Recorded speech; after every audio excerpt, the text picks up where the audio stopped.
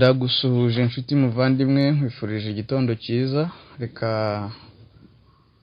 dushime Imana yabanye natwe mu gihe dukomeje kwiga iki gitabo cy'inama ku mirire ndetse n'ibyo kurya. Uyu munsi ababikurikirana turi ku gice cya 14 kivuga ngo guteka ibyo kurya bifitiye umubiri akamaro. Uyu munsi turi kuri paje 259, aho turi ku ngingo iremereye tugiye kuvuga uyu munsi ivuga ngo buri mugore afite inshingano yo kuba umutetsi w'umuhanga. Ntabwo ijuru ryishimira na gato umugore cyangwa umukobwa ariko utazi guteka. Akagingo ka 372 na 373 karavuga ngo kenshi bashiki bacu usanga badafite ubumenyi mu byo guteka.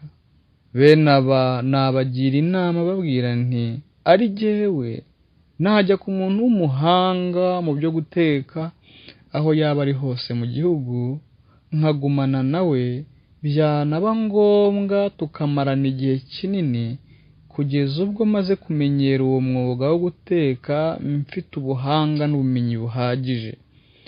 Ibyo nabikora niyo naba mfite imyaka 40. Ni inshingano yanyu kumenya guteka, kandi ni inshingano yanyu kubyigisha abakobwa banyu. Iyo mubigishije umwuga wo guteka, muba mubagotesheje urukuta ruzabarinda ubupfayongo n'ibibi byazababera igishuko bashobora kugwamo. Mana iratangaje.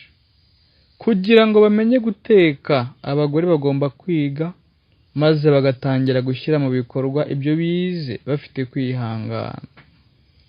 Kudaha agaciro iyi nshingano bibasha kuba intandaro y'imibabaro abantu bagira. Ndababwira bashiki bacu nti iki ni cyo gihe cyo guhaguruka mugakangura imbaraga zanyu zisinziriye maze mukemera guhugurwa. Ntimugatekereze ko igihe mumara mushaka ubumenyi n'ubunararibonye mu byo gutegura ibyo kurya bifitiye umubiri akamaro kandi biryoshye ari imfabusa.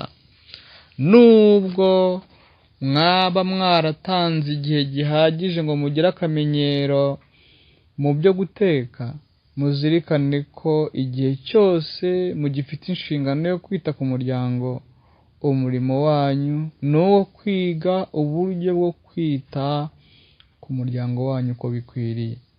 Reka rero Imana igirire neza buri muntu wese ushobora kumva uburemere bw'ibi bintu. Ejo tuzareba uburyo abagabo n'abagore nabo bagomba kwiga guteka, ntabwo ari abagore gusa. Reka rero mbifurize umunsi mwiza, Imana ibagirire neza.